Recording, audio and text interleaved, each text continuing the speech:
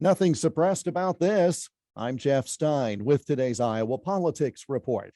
More than 356,000 people voted in Tuesday's Iowa primary election, the second highest turnout overall since 1994, which, as you may recall from the Iowa Almanac story we did on Tuesday, was when Terry Branstad was challenged by Fred Grandy for governor.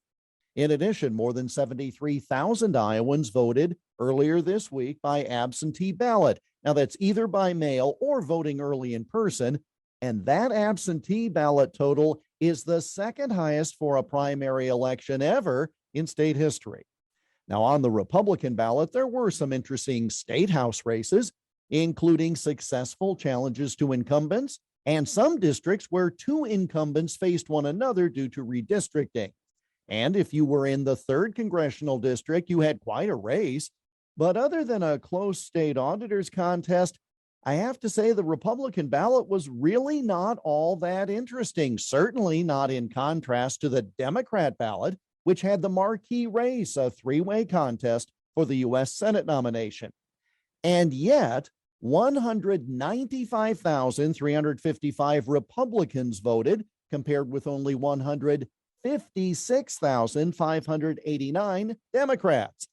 Republicans do outnumber Democrats in straight voter registration totals by about 60,000 people, so I suppose the fact that more Republicans turned out makes sense. But again, with that big race on the ballot, only a quarter of active registered Democrats bothered to vote Tuesday. From a strategy standpoint, that's pretty important as the parties each focus on the general election, when the more than 578,000 of us who are registered no party voters get to weigh in. Also important, with all the changes recently in voting laws, from shorter hours, smaller early voting window, voter ID, all the ones that naysayers claimed were nothing more than voter suppression moves, well, then why was turnout the highest in nearly 2 generations? Still seems pretty easy to cast a ballot to me. That is a legal and fair ballot.